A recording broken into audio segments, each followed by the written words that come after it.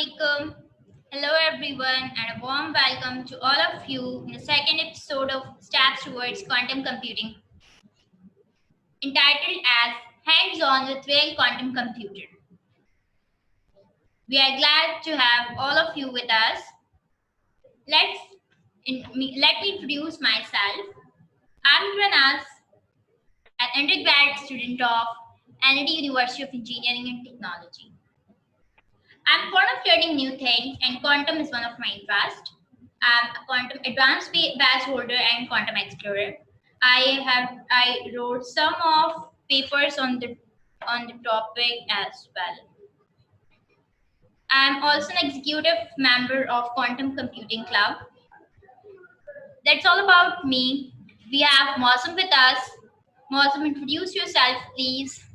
Assalam-o-Alaikum. My name is Syed Mooazam. I study electrical engineering in NID University of Engineering and Technology. Continue, Iqra. And we have our guest speaker, Ma'am Nazish Fatima, who is a PhD researcher at University of Hull, UK, and she is also an executive member of CPE, Center for Physics Education. Let's move towards our topic. So we'll experience a hands-on real quantum computer by accessing it through IBM Quantum Experience. We'll study multiple quantum gates by implementing them on quantum circuits and learn how they work. In the end, we'll discuss about superconductivity in quantum circuits, which will be explained by Ma'am Nazish Fatima. One important announcement for all of you, please put your names in the comment section so that we'll have a record and we can issue you participation certificate. Guys, please drop your names, full names in the chat so that we can have record and we can issue you participation certificate to all of you. Okay, let's start our today's session. And first of all, you have to sign up on IBM Quantum Experience. You can see the link here, Quantum Computing, IBM.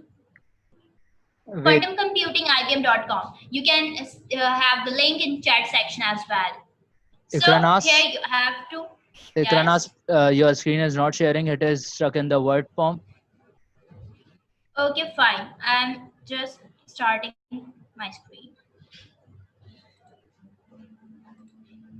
Sorry for inconvenience. Okay. Can you see my screen now? Yeah, it's clear. All right. So here is the IBM Quantum Experience main landing page. You can access it by the link provided here, provided above. You can also see the link in chat section. So to use this, you have to sign up with, or you have to create an IBM ID account. You can go here and just create your IBM ID account and just sign in to get started. I already have an IBM ID account, so I just have to sign in, and I'm signing it with my GitHub account. You can also sign it with Google, GitHub, LinkedIn, Twitter, or Gmail. All right. So let me sign in so that we can do it more. And it's just getting all my information to take me to the dashboard. You can see here's my dashboard, and here are some of the sections. I'll explain one by one. Here is the backend, and it shows how many jobs I have done and how many queues I have here. And here are the recent circuits that I used earlier. And here you can see my pending results. Here you can see my pending results and latest results. Okay. So here you can see your circuit results. It's a circuit composer where we can compose circuits that will be discussed by Mooazam. And here's the Qiskit notebooks where we'll program quantum circuits. Okay. Now hand over to you, Mooazam. Let's start with circuit composing. I'm just making you host. Okay, sure.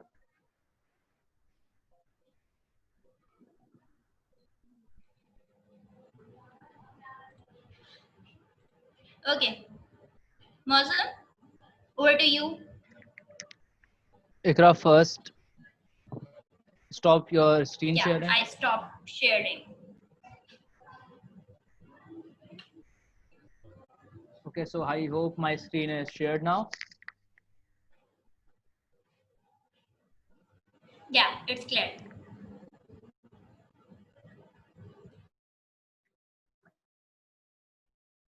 Okay.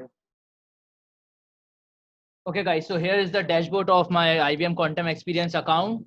How to sign up it on it? Iqra already told you. Here on the left tab, we click on the circuit composer. In quantum computing, we make circuits, quantum circuits to uh, runs our algorithm on it. Click on new circuit. All Here is the circuit composer. We can play around with it. We put some logical gates. These all are quantum gates, not classical gates. Uh, so we put on it in the circuit here and play around with it. First let me tell you about the whole experience here. If we click on the settings here, there are number of qubits. Here we can see that number of qubits start from 0 till 4. This means there are 4 quantum circuits, and all the answers of this 4 quantum circuit give towards classical circuit, which means if there are 4 quantum circuits, means there will be 5 classical circuit, because all the quantum circuit result will be provided to the classical, and which we will see in our classical computers. If we change this number, the number of circuit will also be changed here. You can see if I put it, there are 8 total qubit circuit. If I put 2, there are only 2 quantum and classical circuits. So let it be 5, which is default. If we click on this, we can also see circuit editor. This is not Python. This is just a not just normal coding with emulator. Python programming will be shown by Iqra. This is the code that is of the gates that we put here. If we click on the next, here we have visualization. There are 3 types of visualization available here. First one is state vector, which is shown like this.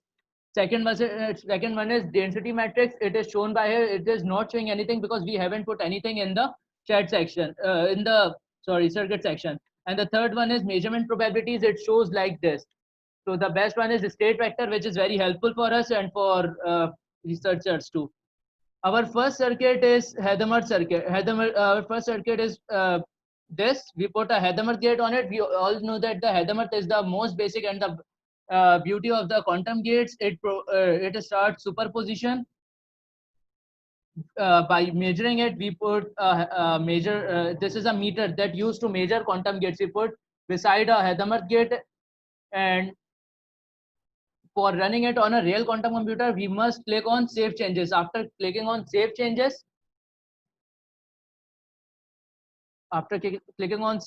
we must click on run.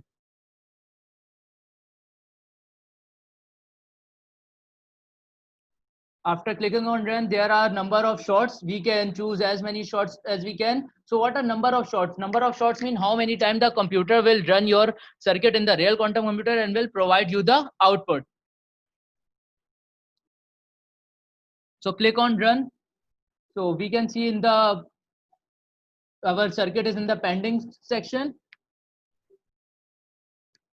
In the pending section, our circuit is in the queue. What is queue? All the circuits that people made here is in a form of queue in the real quantum computer. We wait for few seconds and IBM will return our circuit. So now here is the result. We click on it. After clicking on it, we will see the real output of our circuit come from IBM quantum computer. Here we have shots 1024. That means our circuit runs about 1024 times in the real quantum computer. Status is completed, which means our circuit does not have any error. It runs successfully. Scrolling it down, we can see that we have circuit diagram. We have Hadamard gate. Okay, so we can see there is original circuit as well as transpiled circuit.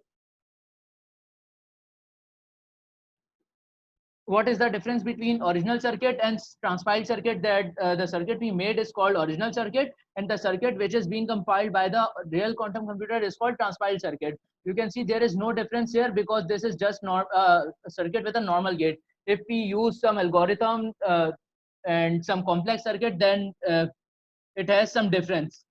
scrolling it down, we can see result in the form of histogram. If we use the first qubit only, we should only be seen the most right qubit here, which is 0, and here it is 1.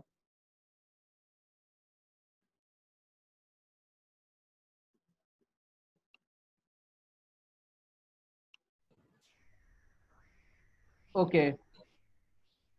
So here it is 1, and the probability of getting answer 0 is 49.512%, and the probability of getting answer 1 is 50.488%. That's how Hadamard gate runs in a real quantum computer. It will be discussed by Iqra in the Python section. It's reconnecting and it's loading Jupyter notebook. We click on Qiskit notebooks, then you can write the code here. We rewritten it, and this is saved in a GitHub repository, which will be send you in the chat section. Iqra will discuss with you this circuit. It is loading. It takes few seconds. Okay, so we can also simulate quantum circuits by using Python programming. For this, we'll use a Jupyter notebook that's already present in Qiskit notebooks, and we'll use Python language here. When you create a Qiskit notebook, you will have all of these. You can see in my repositories, in my quantum Qiskit notebook, in my first cell, matplotlib, inline, and all other imports. It will be pre-imported by Qiskit notebook, so you don't have to be worried about it. Let's have some discussion on it. From first of all, we'll have matplotlib inline just to show you the diagrammatical representation and histograms. And then from Qiskit, import quantum circuits. We'll use quantum circuits to prepare quantum circuits and then execute IBM Q and AR. And then from Qiskit compiler, yeah, we have imported transpile and assemble. Transpile and assemble will be used to compile the quantum circuits. And next, we have from Qiskit.tools.jupyter, and we have imported all from it. And from Qiskit visualizations, we have imported all. Here, the provider is IBM root account. Basically, we will use it from our IBM account. Okay, so from Qiskit, we imported everything, and from visualization, we imported plot histogram because we will use histogram and blotch multivector to visualize our quantum circuits. So let's move towards our first and the very basic circuit. In the next cell, you can see, in my third cell, you can see we have QR, that is quantum bits, and QC, that is classical bit. And we have number of n as the number of qubits here. And we have initialized quantum circuit as QC. You can name whatever you want. And then I didn't added any gate on it. I just initialized 5 qubit quantum circuits with 5 classical bits and then put measurement on it. To put measurement, I used for loop and just put qc.measure I, comma I. You can also directly measure it by qc.measure 0, 0, 1, 1, 2, 2 for qubit 0, qubit 1, qubit 2, and so on. And then I used qc.draw to draw the circuit we initialized as QC. Okay, so you can see the circuit diagram here. That is qubit 0, qubit 1, qubit 2, qubit 3, and qubit 4. I just placed the measurements here, and the result of it will be presented in histogram. You can see in histogram, we have qubits in the state of 0. We have all the qubits in state of 0 with probability 100%. We use counts, and the counts, we get counts by executing the QC circuit, and at backend we have Qiskit simulator, and from Qiskit simulator we get result and counts, and just place plot a histogram by passing counts on it. So you can see the probability of getting the qubit state 0 is 100% because at initial state qubit is at 0. Okay, let's move towards Bloch sphere representation. Here you can see the Bloch sphere representation of quantum circuit we have above. That's only the multiple qubits and their measurements. So you can see simulator. The simulator, we have backend at state vector simulator where we get state of the qubits and result is execute QC, and at backend we got result from simulator. QC named as quantum circuit. We initialize quantum circuits as QC in this case. And state vector is basically a result we get from state vector. So we just print the state vector. You can see in the matrices below, and here's the Bloch multi-vector state vector. Basically, these Bloch spheres are the state vector of the qubits. Okay. Let's move further and we can see the Hadamard gate implementation in the same circuit. You can see this is the circuit same as we discussed above, but in this circuit I just use as it is quantum bits, that's qubit and classical bit, both are 5 and number of qubits is also 5. But I used but here in QC, we used QC1 as the initialization of quantum circuits, and I just added Hadamard gate to quantum circuit 1, yeah, QC1 or QC1, and here you can see QC.h along with 0 in braces. Basically this 0 indicates that we plot Hadamard gate at qubit 0. You can also place this Hadamard gate at any of the qubits, or you can place multiple qubits at the same time. And then as same in the previous circuit, I just measure each and every qubit and draw the circuit to get visualized. Let's see the output in the histogram, and here you can see that as it is we get the counts and then plot histogram of counts, but here we execute QC1. Basically it's the initialization or the name of circuit has very important place, because when we run a multiple cells in the Jupyter notebook, the particular name to each and every circuit has important place. So if I place QC only instead of QC1, then it will plot the histogram of the circuit we discussed before. So here's QC1 and it will plot the histogram of the circuit with Hadamard gate because I named it QC1. Right. So you can see the histogram, the output of the circuit, that is, it has a probability of being 0, 0, 0, means each qubit in the state of 0, that is 49.2%. And the probability of being qubit 0 in the state of 1 is 50.8%. So you can see in the Bloch sphere more clear that what would be the result. Let's move to the Bloch sphere representation. Here you can see in the Bloch sphere representation, we have all the qubits in state of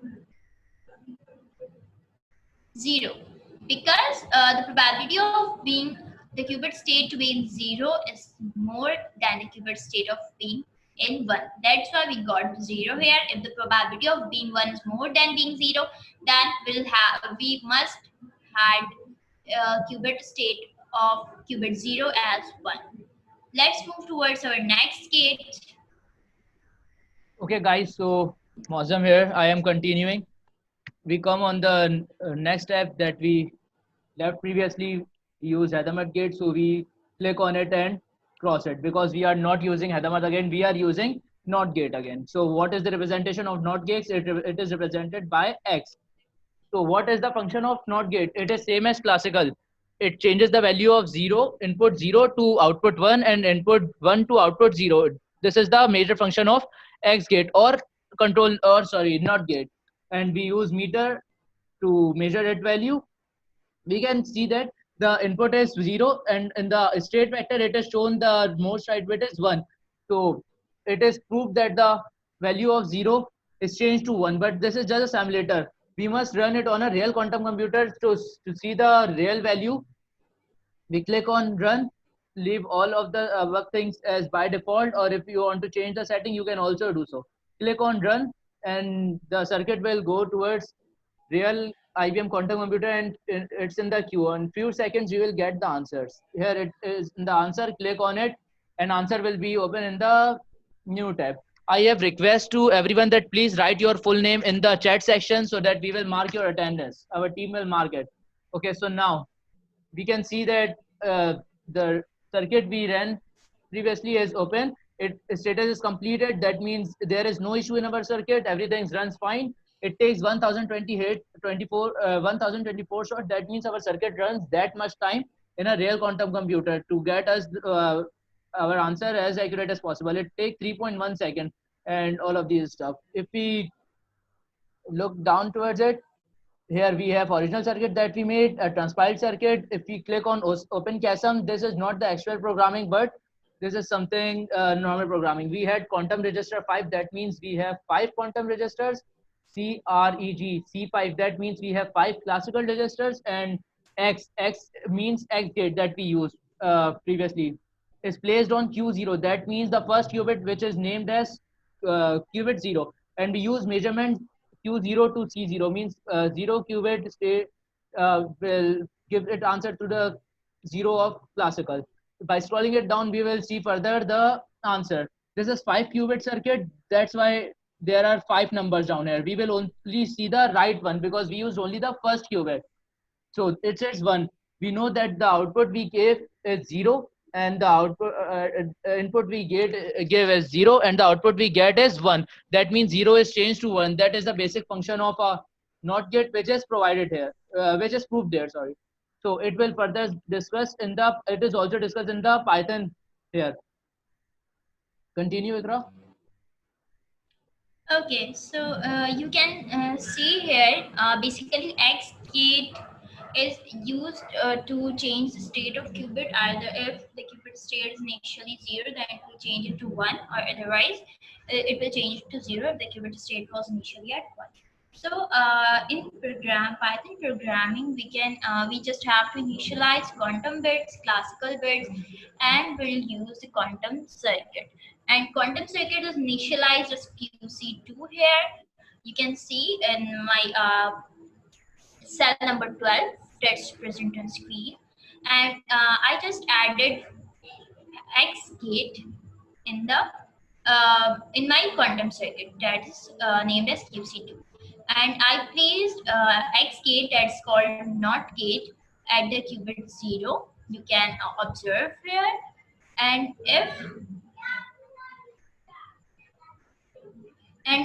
if you place it on any of the qubit instead of qubit 0, you just have to change the place of the qubit. Means that you have to put 1, 2, 3, or 4 instead of 0.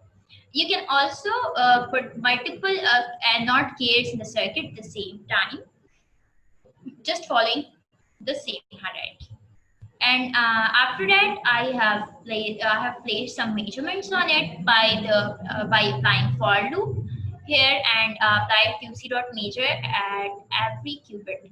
You can also use different qubit numbers, that is QC dot 2 dot measure 00, QC2 dot measure 1 comma 1, and QC2 dot measure 1 2 comma 2 to measure qubit 0, qubit 1, and qubit 2. Basically, by qubit 0, qubit 1, qubit 2, I just want to say you that we are using 5 qubits here. The qubit 0 is the name of qubit, not the state of the qubit. Okay, I just use QC2.draw to draw the circuit I created above, and you can see the visualization of my circuit as a circuit diagram.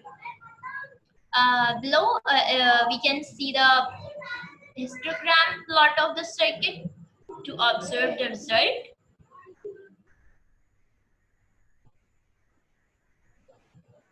you can see in this histogram that I have applied not gate only to qubit 0. So you can see in the hierarchy below 0, 0, 0, 0 and 1. Basically this one indicates qubit 0 because when we write multiple qubits together, we follow the hierarchy, the number of larger first. So it follows QC4, QC3, QC2, sorry, Q4, Q3, Q2, Q1, and Q0. So it just changed state of Q0 to Q0 from 0 to 1. You can get more understandable in the Bloch sphere representation in the next cell. You can see in the Bloch sphere representation, I just use the simulator, and in simulator I put the backend state factor simulator, and then for result we just execute QC2 here, and at backend I use simulator and got the result. And for state factor we just use state factor of the result. I just print the state factor. You can see in the matrices and plots multi-vector state factor. Basically, this Bloch sphere I used below is the state vector, not the phase of a Bloch sphere. So you can only observe the qubit state here. Okay, you can see qubit 0 in the state of 1 because we have used NOT gate on qubit 0. So it just changed the state of from 0 to 1. While all other qubits are in the initial state of 0. Basically, for qubits to be in superposition, we must have to use Hadamard gate, right? So if we don't use the Hadamard gate here, then qubits will not automatically be in superposition. So here the qubits are initial state of 0. I think you are clear to it, and I saw some comments on comments that how to open Qiskit notebook. So I just told earlier that from dashboard you can see on the left there's circuit composer and then Qiskit notebooks. Here you just have to click and will create a new Qiskit notebook and then just start with your programming. I think it's clear. Mustafa, I think you are clear about it, how to open Qiskit notebook in IBM Quantum Experience. Okay. Now we have to move towards our next circuit. Okay, guys, let's move to our next gate, which is phase gate. We cross the X gate that we used earlier and put a S gate. S gate is the representation of a phase gate. So what is the function of phase gate? It does not change the value of a qubit, but what it does, it changes the phase of the qubit by pi radians in anti-clockwise direction. That's just the work of this S gate, which is also called phase gate. Here we can see that the input is 0, and we can see in the state vector that the output is also 0. That means there is no change in the value of the qubit, but I already told that what will change here, the phase angle of the qubit will be changed by pi radians. We click on save changes to save this circuit because it is compulsory to save before we run it on a real quantum computer. Click on run, and our circuit will be in a queue. And after a few seconds, we will show you the result here. So now click on it, the result will be open in a new tab. And here we can see the original circuit that we made and the transpiled circuit. There is S gate and a measurement in a first qubit that is 0, and the input is also 0 qubit. Click on open QASM to see the code behind it. We see that there are 4 quantum registers and 5 classical quantum registers and 5 classical registers, and we also have S gate. That means phase gate on first qubit, that is Q0. That's how it works. And if we scroll it down further, we can see its histogram. We know that the input was 0 qubit and the output was is also 0 qubit. So why, what is the function of it? If it's not changing the value, it's changing the phase of the angle, which is not visual. We cannot visualize the change in phase angle in a histogram, but we can visualize it in the state vector or in programming. Here we click on the programming and it will be discussed. Iqra, please continue. Okay. So I think you got some understanding of phase gate. Basically, phase gate has nothing to do with the state of qubit. It just changed the phase of the qubit. So here I just put S gate, that's also called phase gate, at my qubit 0. As I told earlier, you can use any of the qubit just by putting the qubit number along with S in braces. Okay. I think you got familiar with the codes written above, but I am just repeating it again and again so that you have little more and more understanding of it. Basically, these are the very basic quantum circuits to start with. I hope I'm clear to you all, and if you have any queries, you can contact me. Links are given in the chats, and you can email me, and I will try to send you the repository by email or anything. And if you want, you can also get access to my GitHub repository where I have uploaded all these codes. You can get my GitHub repository link from the chat section. Okay. So you can see here quantum bits and qubits are 5 as I mentioned in the cell 18 above. Okay, there's QC3. I initialized this quantum circuit with QC3. I just named it QC3. Because it's necessary to name each quantum circuit a little different to recognize it and to process it further. Okay. I just put phase gate at qubit state 0, that you can see QC3 dot S 0. Basically, 0 here represents qubit 0.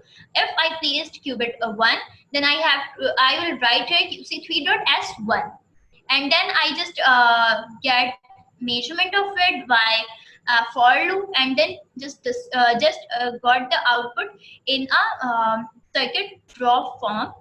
You can see below. Okay. So phase the output of phase gate you can see in the histogram. So here you can see all the qubits are in initial state of 0. As I told earlier, there is nothing to it has nothing to do with the state of qubit. It will just change the phase of the qubit. Okay. You can also observe the blosphere of the S gate output. So here you can also see that there will be little bit change in the matrices of the circuit output. Otherwise, there is no change in the state of the circuit. It will just change the phase of circuit. Okay. Let's move towards our next gate. Okay, so our next gate is S dagger gate. We use S gate here, so we cross it and put a S dagger gate here. So what is the function of S dagger gate? It is same as S gate, but with just few changes. What is the function of S gate? It does not change the value of a qubit, but what it does is change the phase of the qubit in clockwise direction by pi radians. S gate changes the phase in anti-clockwise direction, and S dagger gate changes the phase in clockwise direction. That's just the difference between S gate and S dagger gate. You can also see it in the state vector form that it gives the output as 0. So what we're gonna do is we click on save changes to save it, and click on run, leave all the thing as default and click on run. So it will be in a queue in IBM Quantum Computer, and few seconds we will see the result here.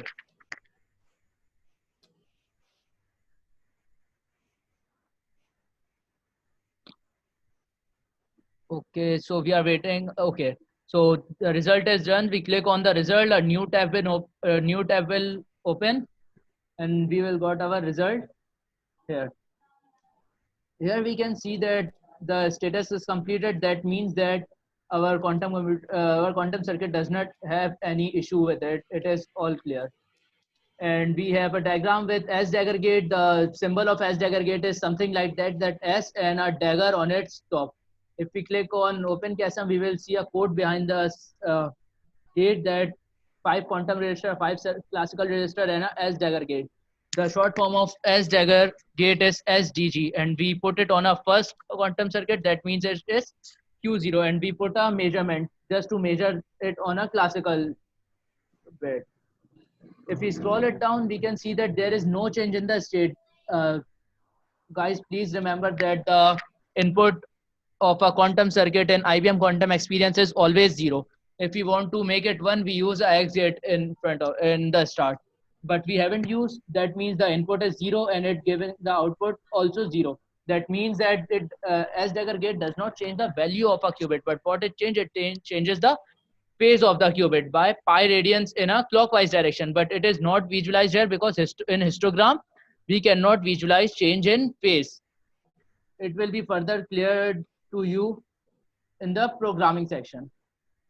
There's some network issue, that why get some error. We reload it.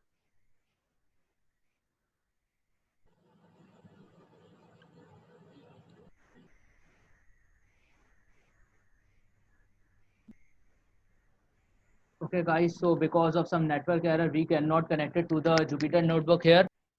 We will see the quantum circuit here. We discussed S dagger gate. Now we will discuss poly Y gate. We cross the S dagger gate and we put Y gate here. So what does Y gate does? Y gate just changes the value of 0 to 1 and the value of 1 to 0. But it also changes the phase in Y axis. That's the beauty of poly Y gate. So we click on save changes. Here you can see that in the state vector, if we hover on it, it shows phase angle pi by 2. That means it changes pi by 2 radians. We click on run and leave everything as default and click on run. And we can see in pending result our circuit was saved. Now we click on this to get our result. Scroll it down. We see that we have poly Y gate here. We have measurement here. Scroll it down and we can see that this changes the input state of 0 to 1, because I already told you that poly Y gate changes the value of 0 to 1 and 1 to 0, and it also changes the phase in Y axis, but a change in phase is not possible to visualize in a histogram. Okay, so let's try it again.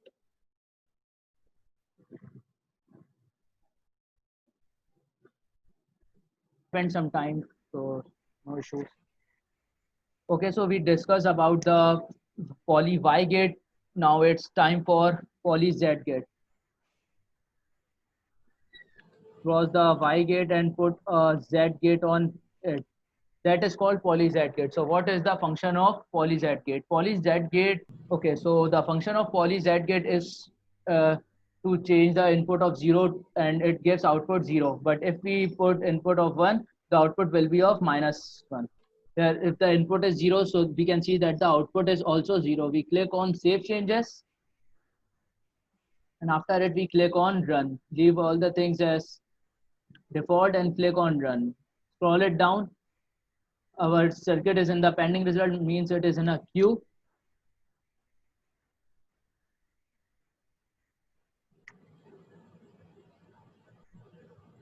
Wait for a few seconds. And we got our answer and we click on it.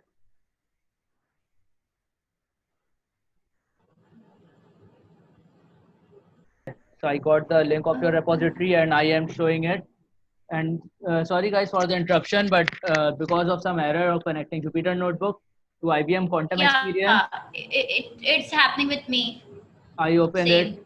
So it happened sometime, no problem. Okay, guys, sorry for the interruption here. Now we will continue with the circuit that we made. What we made? We made poly Z gates. I also told you that Z gate, what Z gate does, it does not change the value. If the input is 0 qubit, it will give the output as 0 qubit. But if the input is 1 qubit, it give an output as -1 qubit. And it changed the phase in Z axis. So how we write in the QSM? If you want to write, we write quantum register, number of quantum register, number of classical register, and Z gate. Z gate means poly Z gate that we used, and we write Q0. That means we want to use it in the first qubit.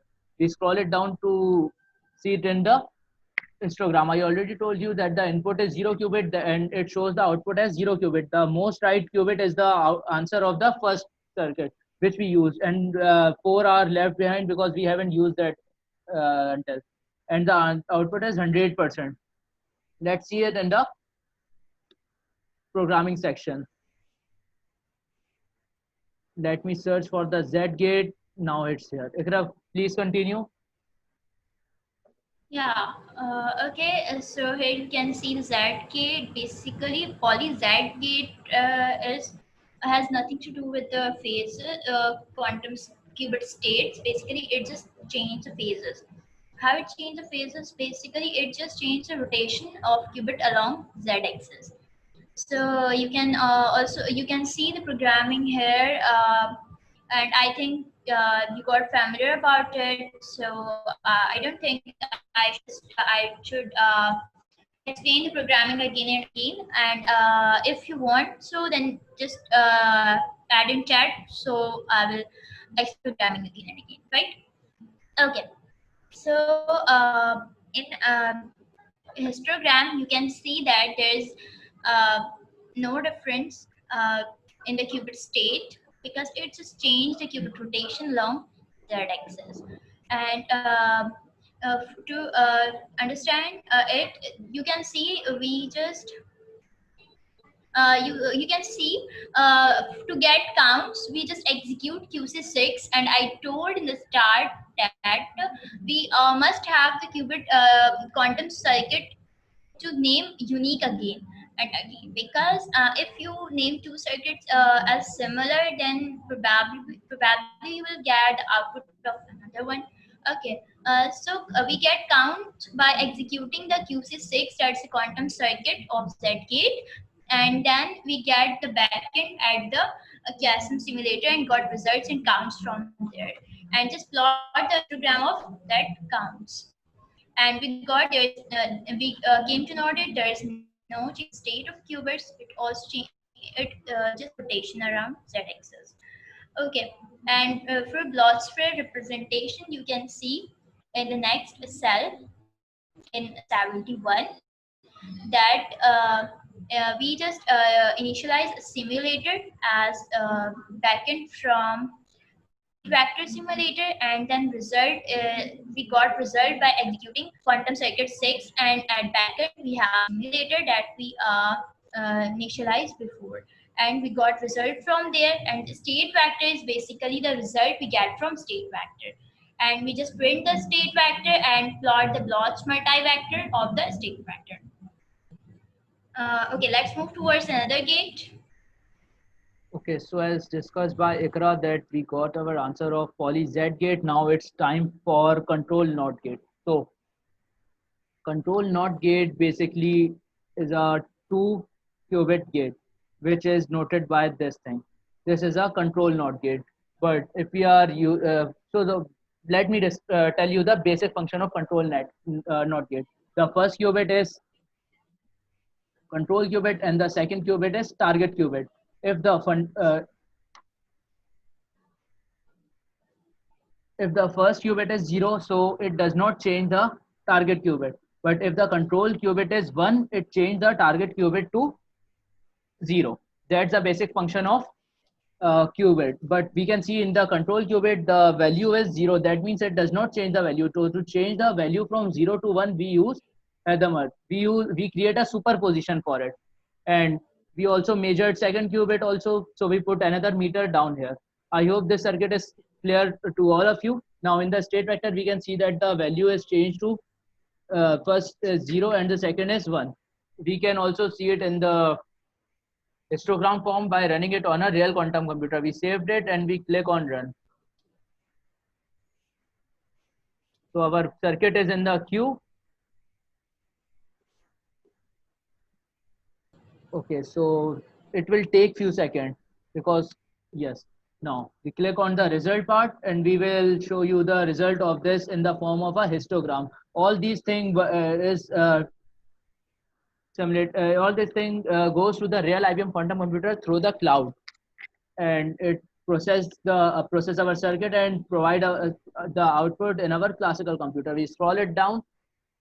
The circuit that we made, a Hadamard gate on the first qubit, control NOT gate that control the second qubit. We in open custom we can also see the code behind this, that a Hadamard gate is in the first qubit, a control NOT gate that is also called CX gate. It has Q0, Q1. Q0 is the control qubit and the Q1 is the target qubit. Okay, so scroll it down and we have a histogram here.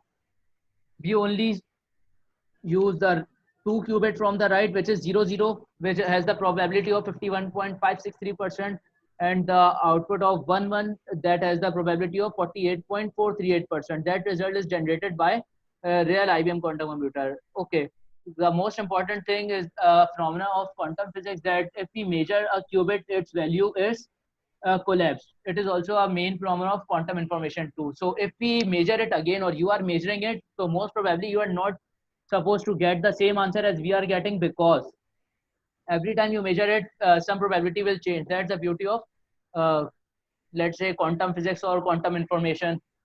Okay, so it will be discussed further by Iqra in the programming part. Okay. I think you came to know. Basically, before proceeding it, I would like to answer a question in chat. That how can we see the output of Z gate in Bloch-sphere? Basically, in the start, I already said that the Bloch-sphere I used here is a state basically.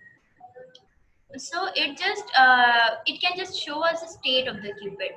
If I couldn't found the Bloch sphere which can also show the phase of the qubit. Basically it's present and we can get access to it.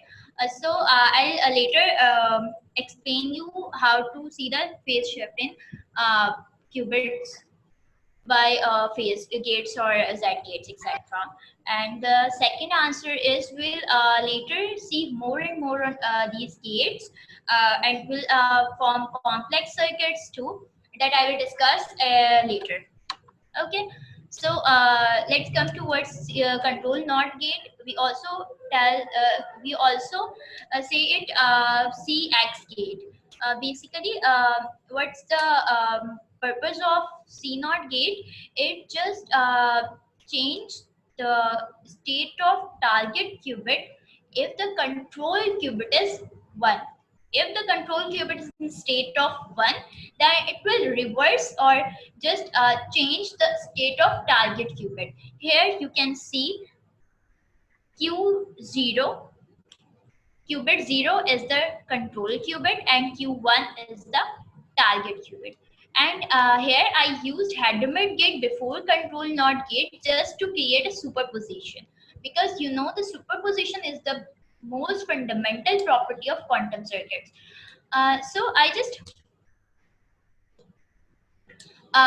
here I put the Hadamard gate.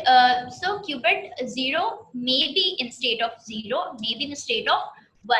So our control bit can be in state of 0, can be in state of 1, and the output will be based on the state of control bit, that is qubit 0. You can see the programming of the circuit in the cell number 72. Here's QR5 and QR represents quantum bit, QC represents classical bit. You can initialize it with any name you want, and here's N represents number of qubits, and I initialize quantum circuit as QC7, and just put the QC7 with Hadamard gate at qubit 0 and QC7.cx at 0, 1. Basically, the reason to put CX along with in braces 0, comma 1 shows that QC CX, basically C naught gate is the multi-qubit gate, and it applies on 2 qubits. So I applied it on 0, comma 1, basically qubit 0 and qubit 1. If I wrote here 1, comma 0, then it will just change the control and target qubit. Basically, first represents the control qubit and the second represents the targeted qubit. Okay, let's see the result in histogram. You can see in the cell 73 that here we have the probability of getting 0000 is 50.5%. Probability of getting 100011 is 49.5%. The reason of getting 11 is that if the state of qubit 0 that we applied Hadamard gate, it can be 0 or 1. Either it will be 0, then it wouldn't do anything with the qubit 0. And it wouldn't do anything with the qubit 1. So qubit 0 and qubit 1 would remain same as written as. But if we got the state of qubit after applying Hadamard gate, that would be 1, because it could be 0 or it could be 1. So if it would be 1, then it will just change the state of the second qubit, target qubit, that is qubit 1. I think it's clear to you now. So if the state of qubit 0 is 1, then it will change the state of qubit 1 from 0 to 1. That's why we get 00011, right? To make it more clear, let's move towards our state vector representation, that's Bloch sphere. So you can see in the Bloch sphere that we have the qubit state of 0 and qubit state of 1 as 1 and 1, and while other qubits are in state of 0.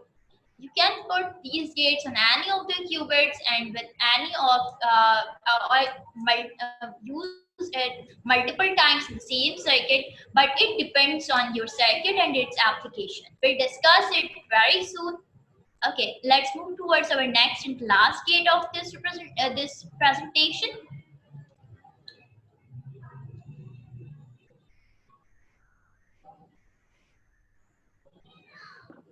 Okay, guys, let's head towards the last gate of our thing. It's the Toffoli gate. This is how Toffoli gate looks. Basically, it is also called control not gate. That means it is little bit different with the not gate, that it has 2 control qubits and 1 target qubit. How it works, it is similar. That it changes the value of target qubit to 1. It change, if it's 1, it's 0, it's 0 to 1. If the control qubits are 1, and it doesn't change the value of target qubit if the input is 0. That's why we use a Hadamard to create a superposition between them. Okay, that's how our Toffoli circuit, basic Toffoli circuit looks. We use Hadamard just to create superposition. This is a Toffoli gate. We use meters.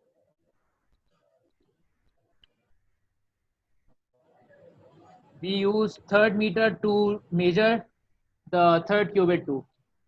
We click on save changes.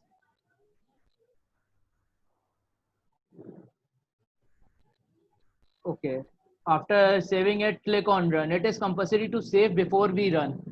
That's how IBM Quantum Experience goes. Click on run, leave everything as default and click on run.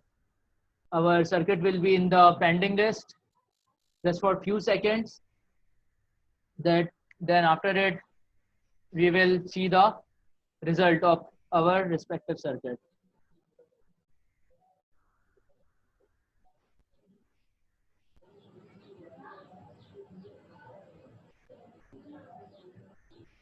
Just in few seconds we will get our output. So here is the output of the gate that we made just few seconds ago of Toffoli gate.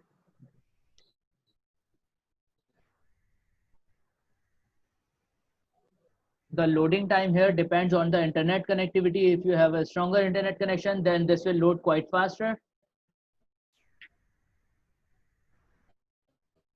And it is taking some time now. We can see that it has been loaded. The status is completed. We can see that we have a Hadamard gate, Toffoli gate, and 3 meters to measure 3 quantum qubits. This measurement basically does the a thing that it gives a value of quantum to the classical, and we can get answer from the classical qubit. In QSM, it is, we can see that here we have Hadamard on the first qubit, we have CCX, that means control X gate. That is the representation of Toffoli gate on Q0, Q1, and Q2. Q0 and Q1 are control qubits, and Q2 are target qubits. We have three measure of Q0 to C0, means 0 qubit to 0 classical bit, first quantum bit to first classical bit, second quantum bit to second classical bit. Then in the histogram section, we see that we have two answers, 0, 0, 0. We use three qubits. That means we are supposed to see three answers here. That is 0, 0, 0 and 1, 0, 0. That is the three answers that we get from it. And the probability of getting 0, 0, 0 is 49.023%. And probability of getting 1, 0, 0 is 50.977%. That's how Toffoli gate works. Guys, I have a request for you that please write your complete name in the chat section. We will see it in the programming section.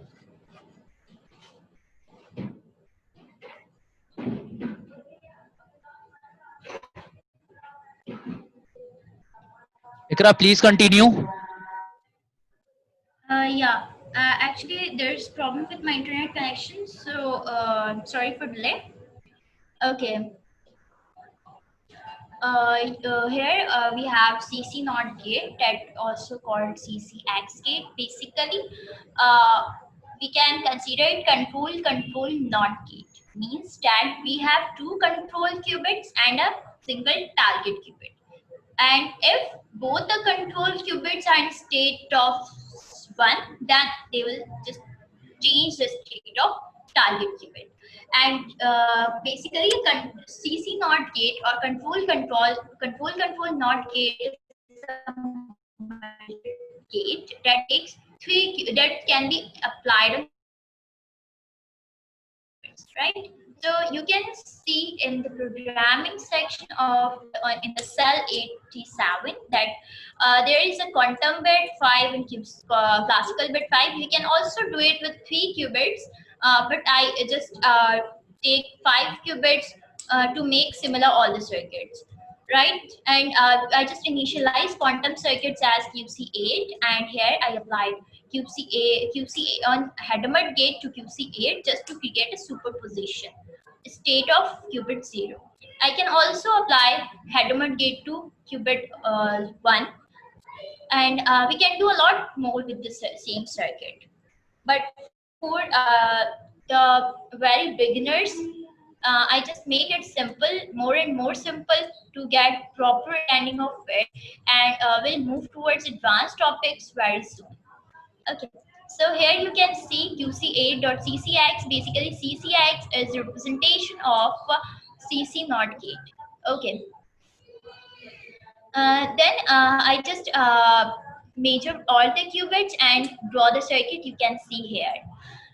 To get more understanding, let's move towards histogram of the circuit. Here you can see the representation of the qubit result, circuit quantum circuit result. That is, it can be in state of all these qubits can be in state of 0, and its probability is 50.3%, and the probability of getting 0001 is 0.497, means 49.7%.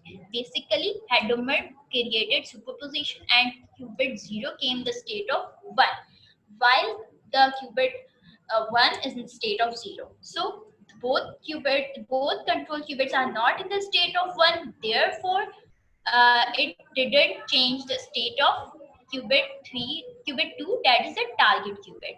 If the qubit state of qubit 1 will also be 1, then we'll see that here 00111 would be the output. I think it's clear to you, and if you have any queries, you can contact us on our Facebook page and through emails and so on. Okay, you can get access to my repository too. It's public, and if you like it, don't forget to start it. Okay, here you can see the block sphere representation of qubits, and you can see due to Hadamard implementation, the qubit 0 is in state of 1, while others are in state of 0. That's all from the circuits of quantum gates. These are all about implementation of quantum gates on real quantum circuits and their effects on the quantum circuit. Basically, it's very basic, and we can do a lot with these gates, can make more and more circuits for different purposes, like half adders, full adders, multiplexers, cryptography circuits, random number generators, quantum games, and different type of complex quantum calculations, etc. And all these advanced topics will cover gradually in our upcoming series. So it's time to move towards our next topic, that's superconductivity in quantum circuits, that will be explained by Ma'am Nazish Fatima. So I would like to invite her to proceed further. Hello, everyone. All right, where do I get rid of this background first? Just give me for a few minutes. Okay, guys, I have some announcement for you. We are going to give some advanced topic in our upcoming sessions. So stay connected to our page and you will get notified about our upcoming session. So Ma'am Nazish, please continue. Yes, just give me some few minutes to set up something. All right, I will be sharing my screen. Is the control given to me?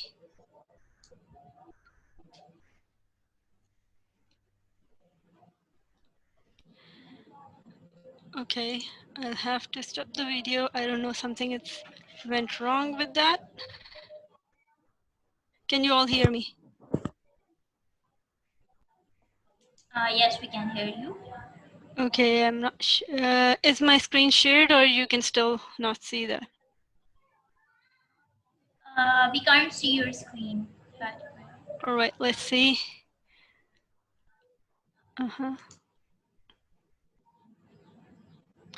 Okay, says one participant can only share the screen.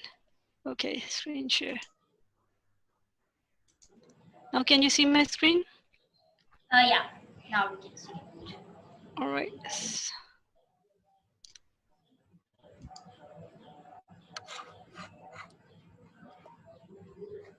Okay, why isn't it working? All right, thank you, Iqra, and thank you, Mooazam. That was a very detailed introduction for quantum gates. And I think I will have to make it a little bit simple so that it does not overlap the brilliant presentation by two of our speakers. So I will be going towards more of the physics side of superconductivity, that is basically the superconductivity in quantum circuits, and not the technical side of quantum gates and everything, but behind the scene, what is happening to those quantum gates and quantum circuits. And pardon me if it gets a little bit you can say complicated physics. I will try to keep it simple. So I'm Nazish Fatima. I'm a PhD researcher at University of Hull. And let's just move towards the introduction of superconductivity. I'm an executive member of Center for Physics Education, Pakistan. So let's move towards the first. I will make it a little quick. How do I just collapse this one? Okay. Something happened here on the screen, I guess. Let me just... Ma'am, you have to stop annotations. Stop what? Okay. So I have to stop. And this one. Yes. Are you sure? Yeah, now it's fine. Now it's fine. Okay, thank you. Right, I hope now it's working. Yes. So let's go for first what superconductivity is. All right, I don't think I have just stopped it right correctly. What do I do? Guys, don't do this. Please, whoever doing this, please stop it. Thank you. Thank you so much. Okay. So can you resume the share? Okay.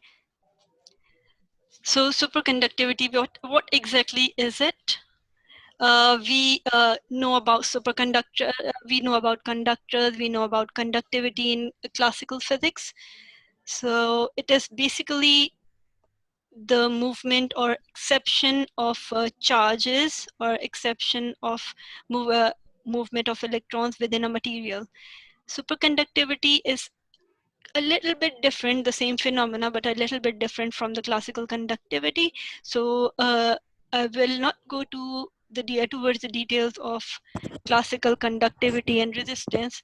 We all know what conductivity is. It's movement of electrons that are the charge carriers in a conducting material, and the flow of current due to the movement or exception of energy level. Now I will directly jump. I don't know what happened here. It's not working. Let's go for, okay. So what exactly superconductivity is?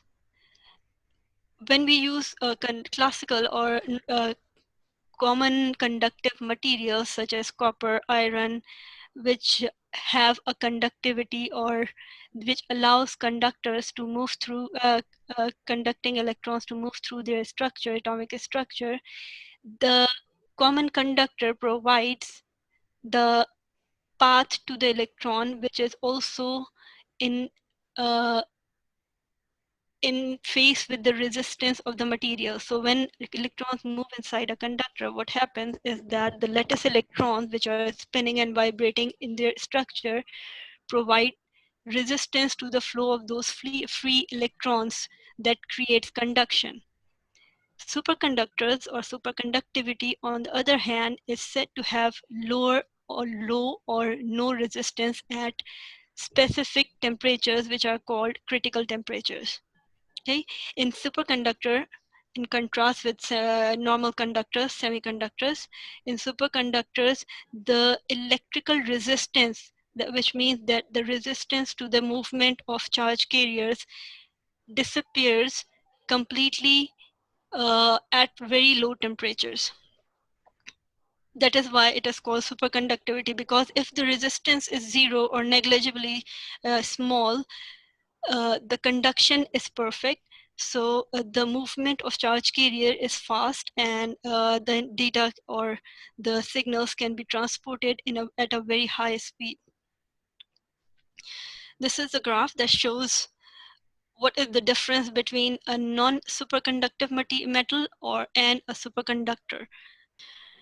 All right, so if you see the graph, resistance and temperature, if you see that when we increase or decrease the temperature, the resistance of the conductor does change, but it does not disappear at all. But while in the superconductor, if we see that when we lower the temperature up to the critical temperature, up to the level of the critical temperature of that specific material, what happens that the resistance drops dramatically to zero or almost zero.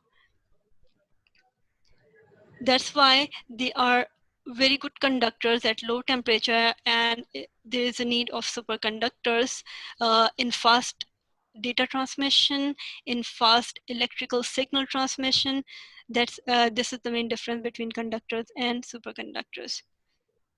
So what are after we know that there is no resistance or negligibly low resistance or zero resistance in a superconductor, the first thing that comes in our mind is that what materials are or can be called or regarded as the materials for superconductors. So they are normal conductors, they are normal materials. So they can be intermetallic alloys. They can be a compound that will conduct, that basically conducts electricity without resistance below a certain temperature. And also for superconductivity, three main things are crucially important. That is the level of a certain critical temperature, magnetic field, and applied current. So if these three conditions are controlled and at very low temperatures, the conductor or a material becomes a superconductor. So let's say what happens. So what materials are there? So there are some certain conditions at a certain material under certain condition behaves like a superconductor, that is significantly very low resistance. So this phenomena of having low or zero resistance is called superconductivity. Now, as I was saying, that the phenomena of low or zero resistance creates superconductor, and the phenomena that is known as superconductivity or superconduction of any material. Now, most of these materials can become or behave as a superconductor at very low temperatures.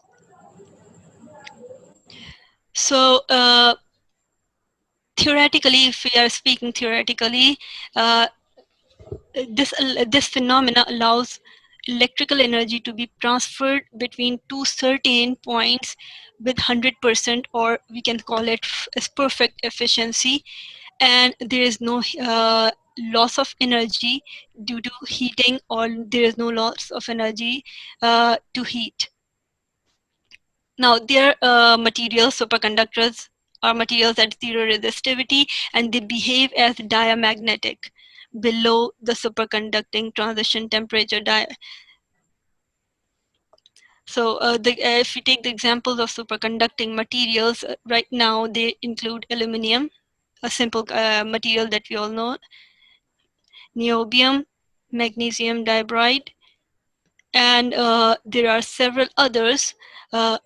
Apart from the ones I have mentioned here, there are several other materials like barium, copper oxide, and iron particles. They also behave as superconductors. So if you can see, it is very easy to generate a superconductor if we can control the transition temperature and the magnetic field around the specific material. So the first superconductor that was discovered in the data, or you can say that is reported, is mercury. Simple material that we are aware of what mercury is. It was discovered in 1911 during an experiment by a Dutch physicist, Hayek Ons, and he was doing some experiments related to conducting materials, and he discovered that when the mercury is cooled to the temperature up to 4 degree Kelvin, that is the temperature of the liquid helium, the resistance or conducting resistance to the conduction of the mercury disappears suddenly. This is the graph that if we take mercury, if you can see here at 4 degrees, when you reduce the temperature of mercury to a certain level that is around 4 degrees Kelvin, the resistance of mercury dramatically starts decreasing from this part, which is around 4.3, 4.2, and 4.3, and it disappears completely if we reach up to 4 degrees. What is the general idea behind superconductors? So generally, superconductors are used to make very powerful magnets that are in step used to accelerate the charged particles. The magnets, the super powerful magnets, are so powerful that they can be used to accelerate charged particles very fast, and that can reach up to the speed of light. These are called SQUIDs in short, that is superconducting quantum interference devices. They are so small, up to a nanoscale, that you cannot actually see them, but They are used to detect even the weakest magnetic field. So the squids, these devices are, this is the general idea of superconductors. But what the mechanism of superconductivity is, we are looking forward to superconductivity for the technological use. So when electrons work together, we know that conductivity works when a single electron or a carrier electron moves within the lattice of uh, a material, of a metal or a conducting material. It carries the energy with it from one point to the other point. While in superconductivity, electrons work together as teams. They create pairs that are called Cooper pairs.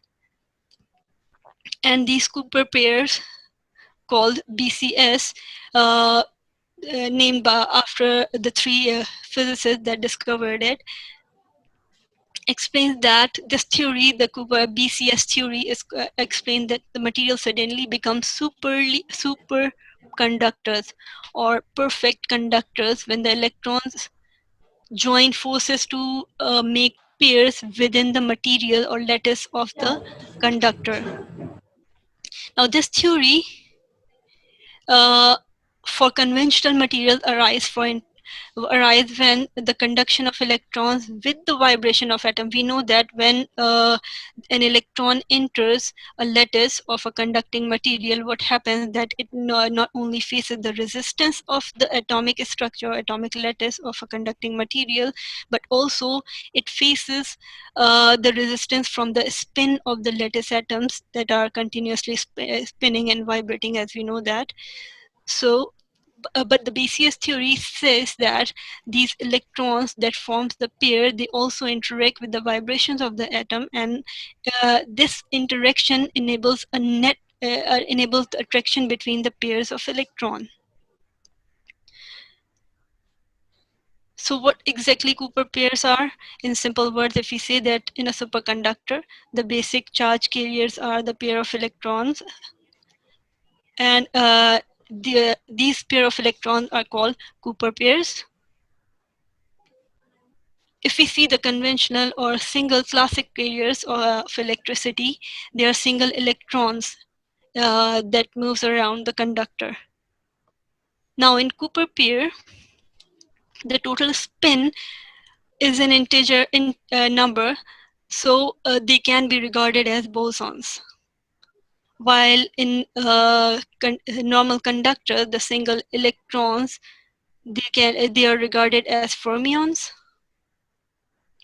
Now, when we cool the conduction for making it a superconductor, these bosons that are the Cooper pairs of electrons or charge carriers, that is in contrast with the fermions, they occupy a single quantum energy level.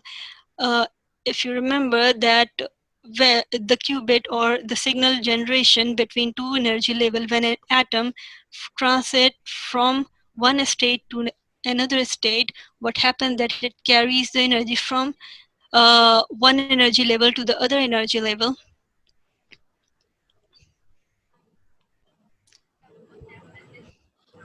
So in bosons, what happens? The Bose-Einstein condensed state effect happens. Okay, so we need to do something about this, Mooazam.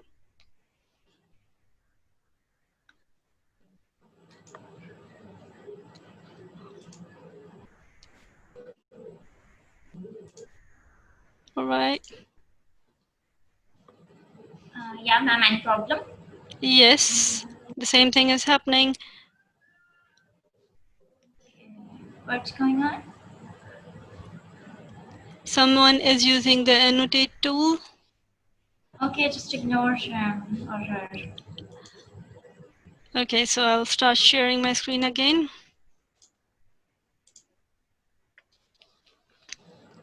So can you see my You screen? can stop annotation too, but just going. I'm not getting the option for the Okay, annotation just go stuff. on the So, top of your screen. You will find more. Just click on it and stop annotation.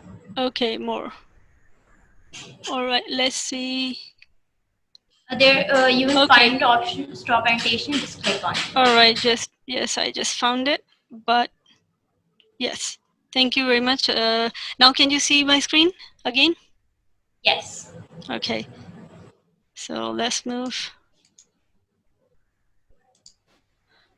forward. Sorry about that. Now, what exactly are Cooper pairs? Apart from the cool picture, Cooper pairs, they are basically electron phonon interactions. We know that there are subatomic particles, there are electrons, protons, the basic description of atomic structure that we study since our high schools and our college studies. We know that atoms are formed when electrons, protons, and neutrons come together and make an atom. Now, and we also know that the conduction is possible because of the free electrons in the atom that can move around the material. Now, Cooper pair, on the other hand, in in a superconducting device, they are formed by electron-phonon interactions. So, the electron in a cation lattice, if you see the picture, the electron in a cation lattice distort the lattice. When it moves around, when phonon interacts with the electron, it moves the lattice and make a space create, and that space is the dense. It's for positive charge density for this phonon electron phonon pair or electron pair that is called Cooper pair. So if we picturize the normal path of this Cooper pair, in a normal conductor or normal conduction, this happens in a magnetic field. When the temperature is greater than critical temperature, the charge carrier moves around within the field like this without distorting the field. But in a superconductor, the charge carrier moves around the field, creating a space for itself, so that this gives rise to more transmission or easy transmission of signals from one point to the other point. So this is the basic physics of superconduction, that when an electron interact with a phonon, it creates a Cooper pair, and the Cooper pair is the charge carrier in a superconductor, which is very fast, up to the speed of light, and it can carry the data from multiple energy levels from one point to the other point. So it is very highly likely to use these superconducting materials for fast computation, for fast transmission of data. Now, what is the technology that can adopt the superconductors as their base materials? Now, if we see about superconductors in the circuits that are made for quantum computing, or quantum circuits that are made up of superconductors, they look a little bit different from their classical counterparts. Like, they are, first of all, they are small, they're up to the quantum level. But one expectation or one similarity between a classical computer or classical device and a quantum device is the microchip that we use. The quantum circuits also use a chip that are made up of qubits, that are small particles or small devices made up of superconductors. So it is not made up of silicon, but the material that is used is basically the superconducting material. Can be any material that can attain a superconductive nature up to a critical temperature. The main thing is that the temperature should be as low as the critical temperature to attain the superconductivity level for the material. So the quantum circuits, they use with superconductors, use materials that are obviously the circuits are made up of chip, and but the difference is the material that is superconducting material instead of a normal conducting material. Basically, right now, the aluminum is one of the important materials that are being used for superconducting circuits. Niobium is another material that is being used in quantum circuits. So quantum superconducting devices, they have some unique properties. They can be used for magnetic field resolution. They have coherence capabilities, and they have scalability properties, and the implementation of these properties is very vast. So this conducting or any superconducting quantum device have applications that have wide range of applications, starting from medical application like MRIs or brain spectroscopy, and also the research have been done to apply these quantum devices for superconducting computing, medical disciplines, material characterization, and also there are several other applications that I will be going through in coming slides. But first of all, just keep the main thing that we have to keep in mind is that these superconducting quantum devices are very good switching devices. If you see that these switching circuits, we know that integrated circuits use switching phenomena to perform logic operation, and multiple functions and computation can be done if we use integrated circuit for logic operation. So here in quantum devices, these small quantum devices, they are of micron size quantum circuits. They are very small. They can be but they can be scaled up to a large number of qubits. Now, why these superconductors are good candidates for technology, or specifically speaking, quantum technology? So, because one of the reasons is superconductivity is a macroscopic quantum phenomena. The carriers of electric charge are basically in form of pairs. They first pair up and then condense into single quantum states. So what is happening here basically is that the electron create a Cooper pair, and these Cooper pair create a single quantum state of energy by combining multiple energy states. So it have a vast range of transmission of energy within it, and they behave as a large atom itself. Now, this bit is a little bit technical part of superconducting. When we use small contacts between superconductor, these contacts are called Josephson junctions. We can engineer a variety of several different quantum circuits, and we can actually mold them up to our will, and these can be used as quantum algorithm or quantum gates. What exactly are these quantum Josephson junctions? So what happens here is when we take two superconducting materials, join them together by a junction that is called Josephson junction. So they must be a very much, you can say, that should be very, very small junction, and what it causes that, sorry, can you hear me? Because it's not working for me. Yeah, we can hear you.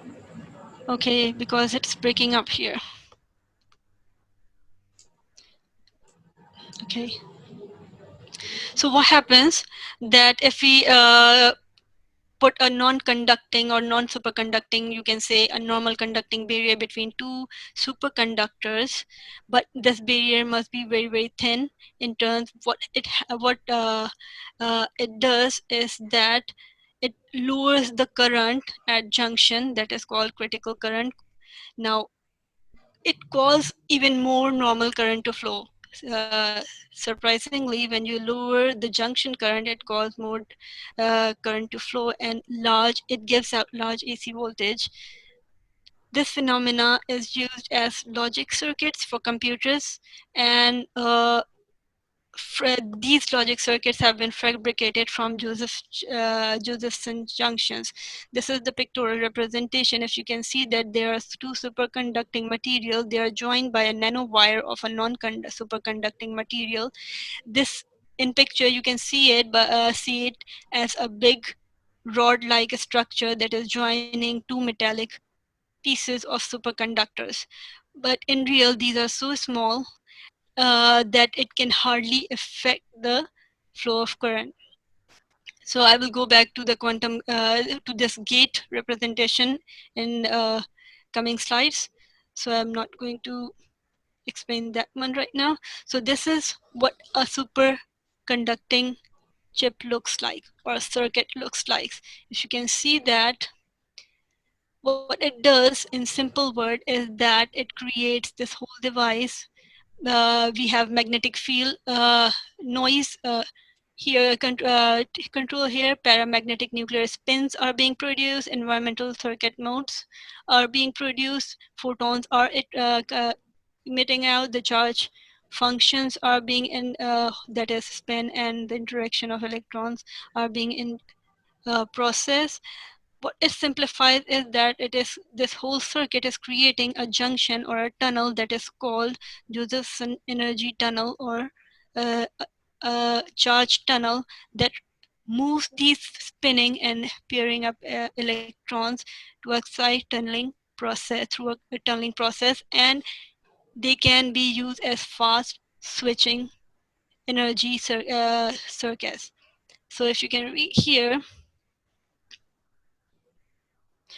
these phonon or Cooper pairs, they move from one superconductor to the other from or through that thin insulating layer, and this motion creates a Josephson current, and it processed, or by which is processed by the insulating layer that is called Josephson tunneling. Now what happens, what is the future, or what is the current implementation of these quantum circuits? Now, these circuits were first proposed in 1980s. So they address basic quantum physics such as Schrödinger's cat paradox. They were first used as qubits, however, in 1999. And since then, their properties have been improved uh, up to a large magnitude. And if we say it in numeric figures, 5 orders of magnitude over time, they are now core technology of quantum computers. So quantum computing circuits, or quantum technology, is not only limited to the superconducting circuits with Josephson junctions. They are also being used as sensors, and they are addressing variety of challenges such in my biomedical application, as the measurement of electric current in the human brain, that is MRI, or in detecting fatigue in steels. Now, this technology, or these vast fields, are being expanded and they're getting better and better. So what exactly is the chip? I mentioned that or the conventional computing or conventional circuits are also, classical circuits are also they're similar to the quantum circuits in one thing that is called a chip. It is a superconducting circuit with obviously zero electrical resistance, but it is for 50 to 100 times more efficient, energy efficient, as today's normal microchips. So it gives the increasing power consumption, it gives rise to the solution of increasing power consumption of massive computer or massive computational devices. And also, if we use these chips in as a common computing circuits or common computing solution, a simple example of it is that we will get massive data transmission from the internet from popular sites. So the data transmission worldwide will be fast. So these chips give greater processing power if superconductors are used to manufacture these chips. And the clock size of these chips are 770 gigahertz, or 500 times the speed of the chip of your iPhone 6. So this is a simple, I will switch through because there is not much time. I will switch through these. Now, the main applications of superconductors, if you can see the list, there are a vast range of application of superconductors: particle accelerator, generator, transportation. We can go for more generating electric motors. There are applications in military. The main application that have been discussed in this webinar is computing. So we will go back to that again. Medical devices and beta field detection that are called squiz, as I mentioned earlier on. So what is the computation concept? Just go back for and why there is a need of superconduction in quantum computing. So we need, for computation, we need fast switching. The faster the switching is, the faster the data will travel.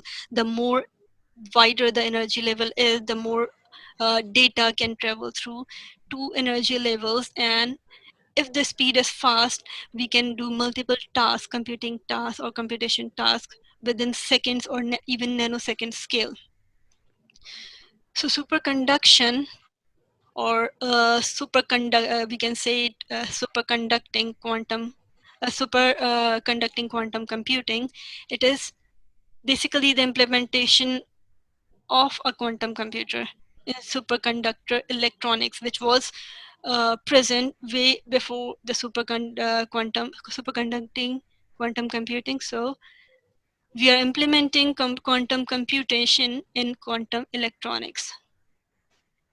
What is the difference between classical and quantum computing? Well, we know that in classical models, we rely on physical theories that are from classical laws of mechanics, but this is only accurate only for specific areas. We can there's a limit to classical computation when we come up to the high speed level. If you go for a more general description of computation or fast computation, the quantum mechanic is the answer for it. So if we need the application of quantum phenomena in terms of computation beyond the level of its classical physics or classical mechanics, we need quantum physics or quantum computation, or we need, in simple words, we need superconductors to make fast transportation of energy. Now, there are several models for quantum computation throughout times, but the main or most popular models, keep in mind, qubits and quantum gates are the models of quantum computation. They are not quantum computation itself. They are the application and model of quantum computation that exhibits the phenomena of quantum physics. And that's how you know that quantum computation exists and quantum physics can be used for the practical computational mechanisms. So the basic models are qubits that are the basis of the quantum computers, and quantum gates that you have heard detailed study about quantum gates, so I will not go through those. Now, in simple words, for a simple explanation, qubits, these are a system of two possible states, energy states of a charged particle or an electron moving from one state to the other state, and a region in between, the superposition region in between the quantum transition of one state into other state. This is obviously a very common concept. This is the qubit. This is the bit system, as I mentioned earlier on in previous webinar, that a bit or classical bit looks like this. There is a gap in between, so the bit or transmission of data can be at one position at a time, not at both position. While in qubit or quantum computing, the transmission of data goes from 1 to 0, and the area in between called superposition area. The transmission of energy also carries the information or transmission of data along with it without giving a gap between the data transportation. Now, what exactly quantum gate is? In the language of quantum physics or superconductivity, it is a logic gate, obviously, a general logic gate that we use in conventional or classical computing. We know that AND gate, NOT gate, but these gates operate on quantum level up to a superconductivity application. So it basically describes the transformation of one or more qubits when the gate is applied to the circuit between two superconductors. This is the same circuit that I mentioned early on. There are two superconductors uh, uh, with a junction, Josephson junction in between. If we apply a quantum gate or logic gate in between these two junction, you can experience one or more qubits and at a very fast speed. Now, what are these gates made up of?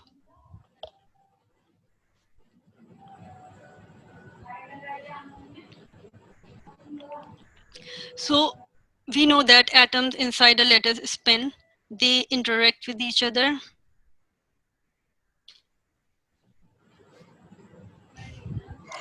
And if we are talking about superconductors or semiconductors, they are made from tiny pieces of semiconductors.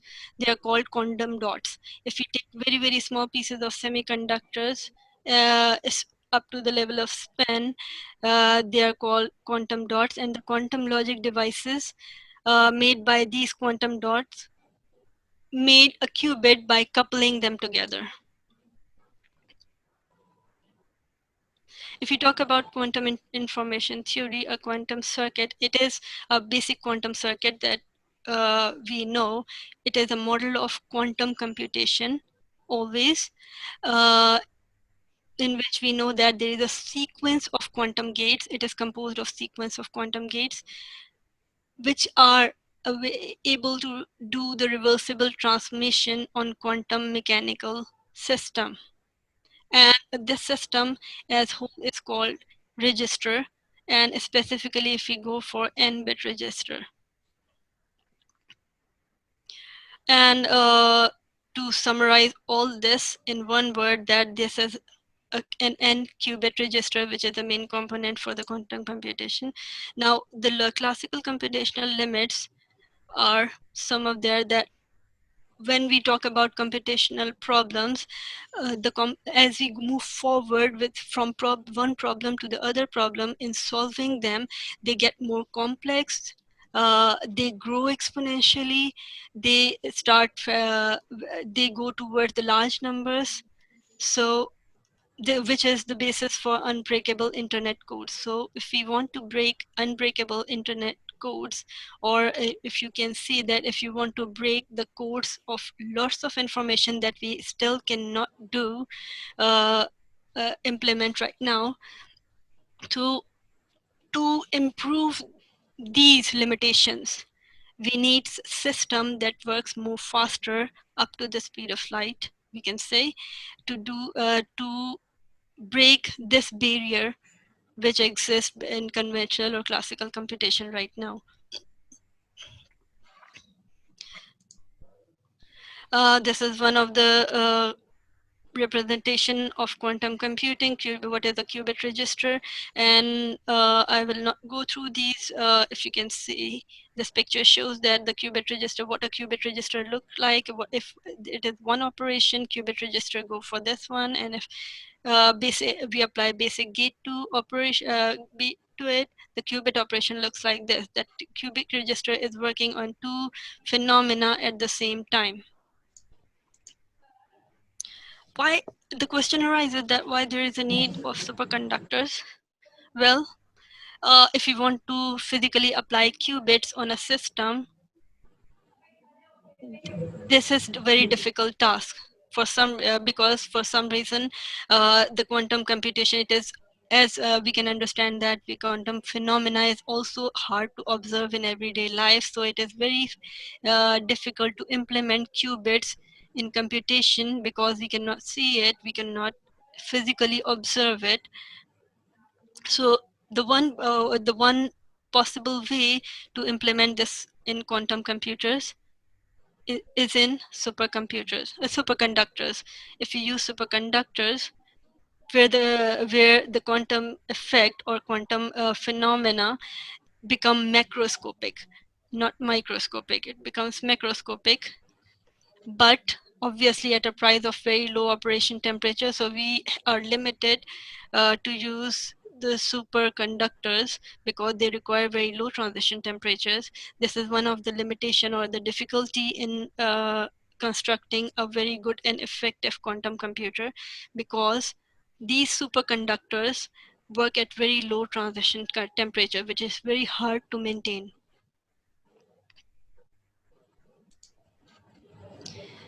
Now, the relationship between superconductivity and quantum circuits, specifically for computing, we have been hearing the word qubit. So in charge carrier qubit, what happens is different energy levels correspond, where we mark or name different energy levels as integer number of Cooper pairs. If we have a superconducting level ground, and we can use the flux of qubits, that is energy level correspond to different integer number of magnetic flux. So this whole structure is called quantum superconducting ring. Now what happens when we use quantum, basically the summary of quantum circuit. A quantum circuit, it is a sequence of quantum gates. Obviously, if we take a structure, a physical structure of a quantum circuit, it is a series of gates implemented or embossed on a single platform. The signals, which are called qubits, may be static, while these gates, which are embossed on the circuit, are dynamic. So these signals can be static, but due to the dynamic gate, they can be transmitted very fast. So the circuit have fixed width, in contrast with the classical circuit, and it is referred to as, or it is specific for a number of qubits that are being processed on a specific circuit. So why do we need a logic design of these quantum circuits? So the operation that is required to be functionally, you can say, improved by using quantum circuits for computing the operation for correct functionality of the computation, independence of physical technology. It also gives you low cost. It also gives you low cost using minimum number of qubits and gates. So this is one of the two representation of operation of superconducting circuit. If we use a superconducting circuit by direct coupling, atoms are spin, this leads to this. And if we use indirect coupling, the superconducting circuit leads to the processor, which makes a data bus or a register coupled, and then it saves the information in the memory. So we have a lot of more information that can be stored by using superconductors. Now, as we know that quantum computing focuses on principle of quantum theory, which deals with modern physics, which deals in terms with the behavior of matter energy at atomic and subatomic level. So exactly quantum computation, what it does, it makes us use the quantum phenomena such as superposition, entanglement, to perform data operation in bits. And this superposition and entanglement in superconductivity is very fast in comparison with normal conductors. So if a superconductor is used for quantum computation, or if we do the comparison between the superconductors and normal conductors for quantum computation, superconductors are quite fast because they provide more space for the bits to travel through, more area for superposition, which is responsible for the faster data transmission. And this area where the entanglement and superposition is happening is larger in superconductors as compared to the conventional conductors. So moving from theoretical and hypothetical background, the building blocks of quantum devising technology, which can be actually fabricated and controlled. So it is made easier by making by the existence of superconductivity.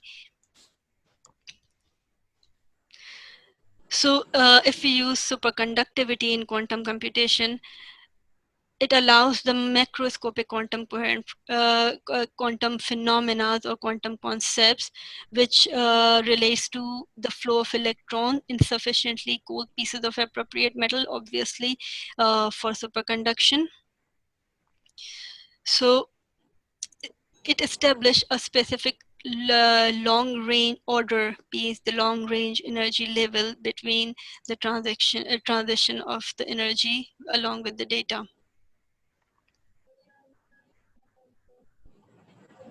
So let's skip that. This is the main structure of superconducting quantum computer. If you can see that there is a super qubit controller, waveform generation, microwave modulator. All right. And demodulator. All right, Iqra. This is actually the end of the slides. This is one of the energy states that we have here. Thank you These so are much, ma'am.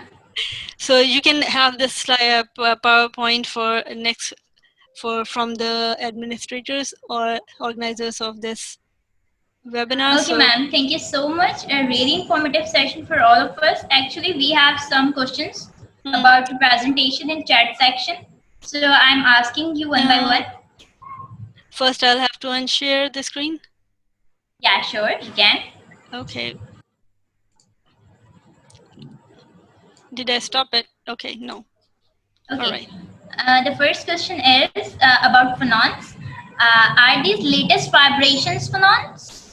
The Yes. phonons you were talking about, Yes, are these those latest vibrations phonons or something else? Yeah, these are latest vibration phonons. Okay. The second one is, do the copper pairs have got same eigenstate corresponding eigenvalue? If it is so, then how can these eigenstate be manipulated, and what the state of manipulated qubit look like? Can you repeat that because you're breaking up? The copper pairs have got same eigenstate. Is it written in the chat? Okay, with corresponding eigenvalue? Uh-huh.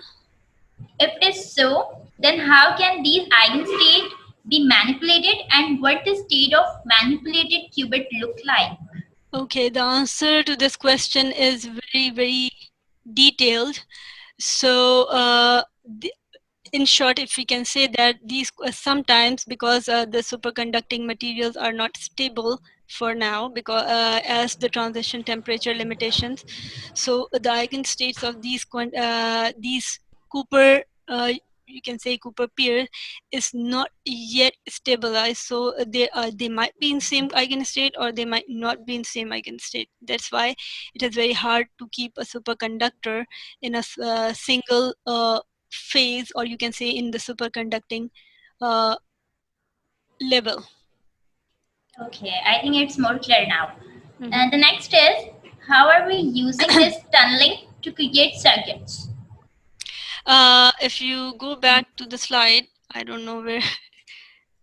Okay, you cannot see that. If you can see the slide that I share, I don't know if you know, you cannot see the screen, obviously. So what happens here, the Josephson tunneling is basically is the motion of pair of electrons through a quantum tunnel, which makes it makes a specific path for these pairs to move freely without the resistance of the material or the spin of the material. And I don't know if this answers their question or not, but can you repeat the end of the question that they said? How are we using this tunneling to create circuits? We are not using these circuits to create tunneling. We are using the phenomena that is existing phenomena of Josephson tunneling within the quantum circuits. So quantum circuits can be used in different other phenomena or different other implementation. So this is one of the, you can say, outcome of quantum circuits, the Josephson tunneling. It is not exactly used to make the quantum circuit. Quantum circuit create the Josephson tunneling. Did that answer the question? Okay. The last one is antimatter has any belonging to quantum physics?